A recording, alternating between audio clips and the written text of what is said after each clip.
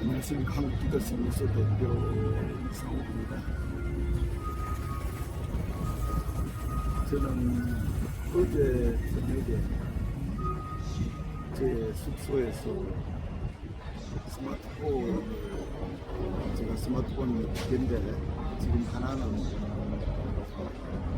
유튜브 지금 촬영을 하고 있고, 이건 제2 스마트폰인데 이걸 충전하는데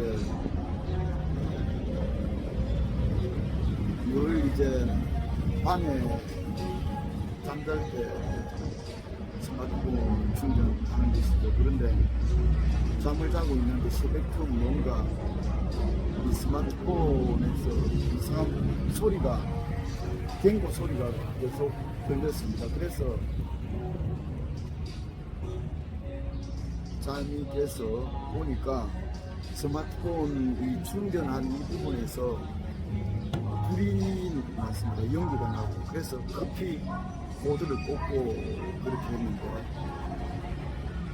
스마트폰 두 개 다 동시에 그 충전선에서 연기가 나고 거의 뭐 불이 나는 겁니다. 놀래가지고 코드를 꽂고 했지만은 이제 스마트폰은 망가졌다 이렇게 생각하고 정말 큰일 났다고 생각했습니다. 그래서 이 스마트폰 이 꽂는 여기가 코드를 뺐는데도 여기 그 철심이 붙여 있어가지고 이게 열이 가해져 놓으니까 베링이 돼서 빠져나오지가 않았습니다. 그래서 억지로 제가 하나는 둘 다 그렇게 되는데 하나는 손을 꽂고 하나는 도저히 안 빠져가지고 손톱깎이를 이용해가 이렇게 물어가 했는데 이제 충전은 더 이상 안 될 것이다 그렇게 생각하고, 지금 그때가 새벽 한 3시 정도 됐으니까 이걸 호치민에 가서 내가 아는 그 스마트폰 수리점이 있습니다. 그래서 호치민에 가가지고 수리를 해야 되는데 그 동안에 충전이 한 70% 정도밖에 안 돼 있어가지고 스마트폰은 그렇게 작동을 하니까 스마트폰은 작동을 했습니다. 근데 충전기가 망가져 버렸으니까 충전은 안 되는 줄 알았죠. 그래서 이걸 70% 가지고 내일 호치민까지 가겠나 그런 생각을 하고 전원을 절약하기 위해서 스마트폰 두 개 다 이렇게 오프를 해두고 있다가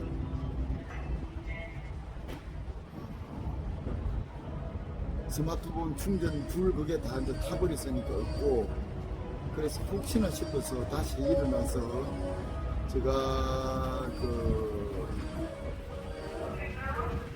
이제 스마트폰 외장 마이크 충전기가 아주 작은 선이 있습니다. 그걸 끼워가지고 저 보조 배터리를 해가지고 해보니까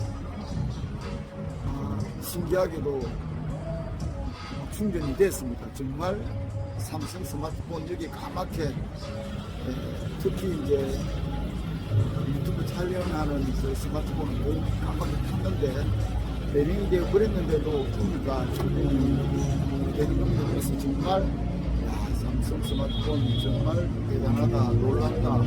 불이 타도 불이 나도 그걸 견딘다.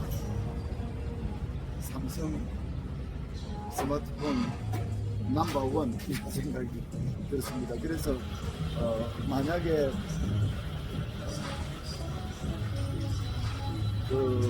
이제 충전이 더 이상 안 되고 이제 고쳐야 된다면 제가 호치민에 저 혼자 힘으로 이때까지 잘 다니고 버스 타고 다니는데 그건 저 혼자만의 어떤 힘이 아니라 스마트폰에 의존해 가지고 가는 겁니다. 내가 말을 해도 잘 못 알아들으면 구글 지도로 이렇게 검증을 해서 그 특히 택시 탈 때는 그걸 구글 지도를 보여주면서 이렇게 가자고 이렇게 해야 되지. 저가 베트남어를 좀 한다고 하지만 베트남어는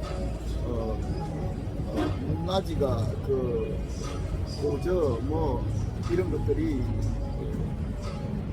6가지나 돼가지고 중국은 4성인데 베트남어는 6성이나 돼가지고 이게 굉장히 외국인들이 말하는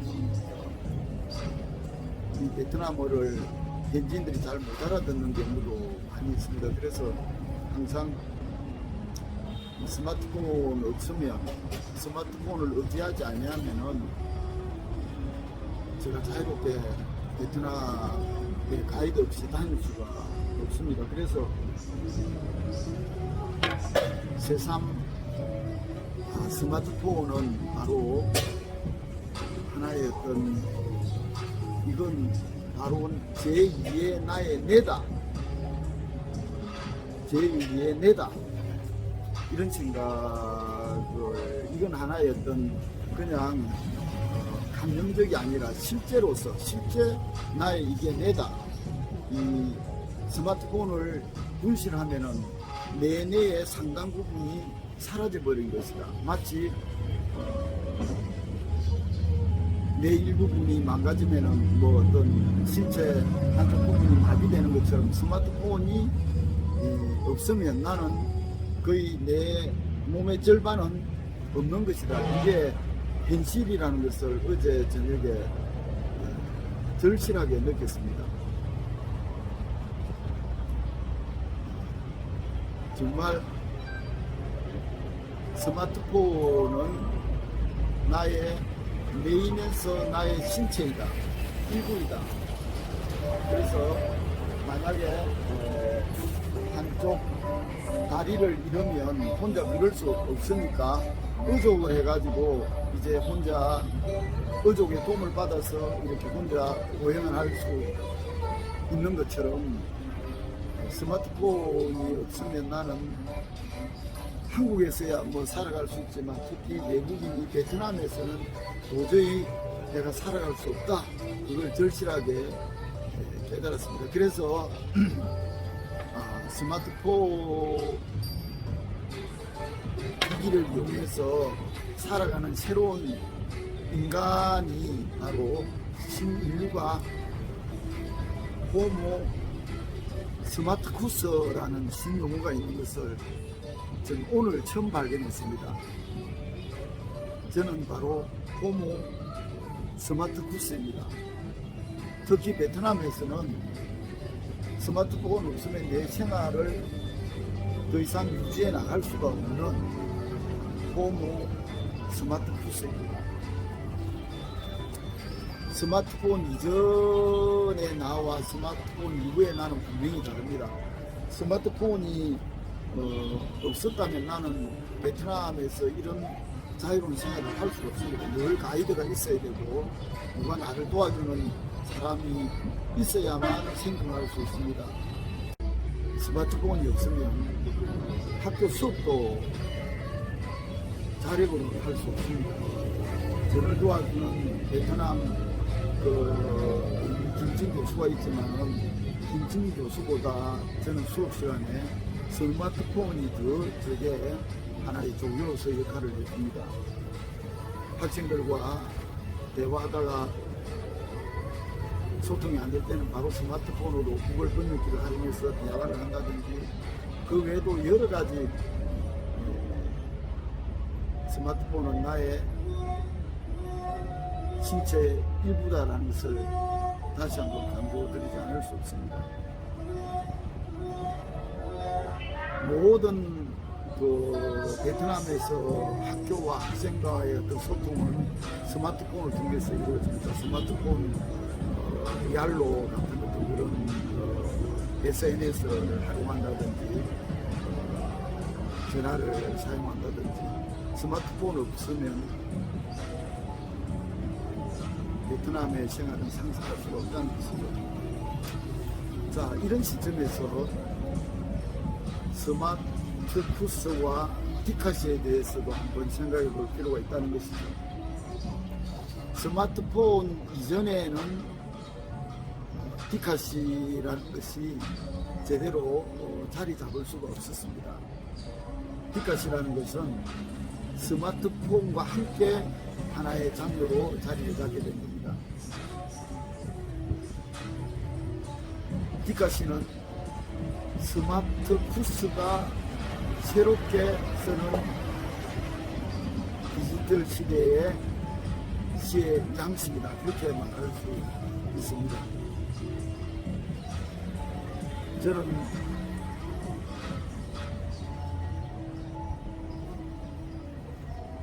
금요일, 토요일 호치민 한인타운 구미용에 있으면서 또 그 구미용 거리에서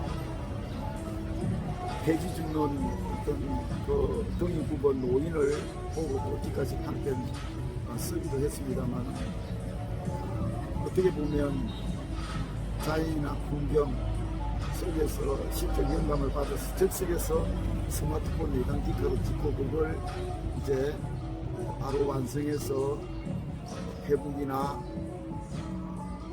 카페 이런 SNS를 통해서 실시간 상방향 소통하는 이런 것이 저의 요즘 새로운 창작 활동이라고 말할 수 있습니다. 물론 일반 문자시도 쓰긴 하지만 나에게 시는 일반 시보다 디카시가 훨씬 더 지금의 나를 드러내는데 효과적이고,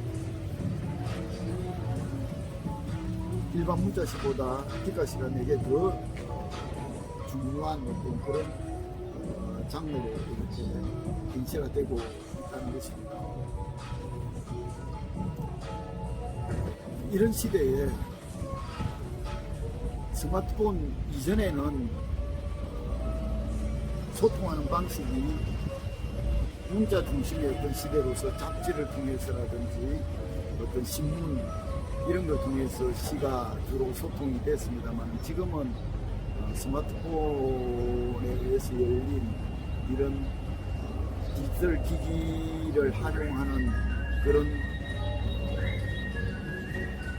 스마트쿠스라는 신인종이 여전히 문자시도 쓰지만 문자시만 쓰라고 한다는 것은 이건 전혀 그 시대 상황의 변화에 어떤 부응하지 못하는 것이다. 그래서 스마트쿠스 시대는 찍고 일을 쓰는 이런 디카시라는 것이 극순간 예술로서 실시간 바로 소통하는 것, 이것이 너무 자연스럽다. 스마트쿠스와 디카시 너무 잘 어울린다. 저는 또 좀 화제를 돌려서 고우가 프랑스 남부 아를로 시대에 한 15개월 동안 그 짧은 기간에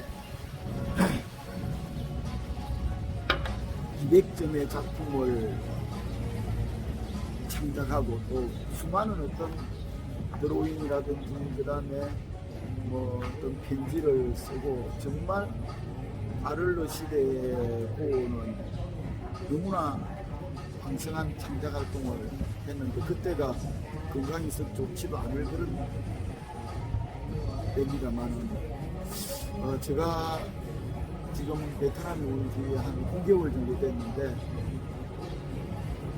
저에게서 빌롱 시대라고 할까, 빌롱 시절에 지금 수많은 영감을 받으면서 뭐 저희 일상을 유튜브로 계속 담아내고, 또 물론 디카시도 창작하고 산문도 쓰고, 이 베트남 빌롱 시절이 제게는 얼마나 갈지 모르겠습니다만, 고우는 15개월이었는데 나는 얼마나 갈지 모르겠습니다만, 내 생에 있어서 가장 왕성한 창작 활동의 시대가 아닌가, 그런 생각도 오늘 또 들었습니다.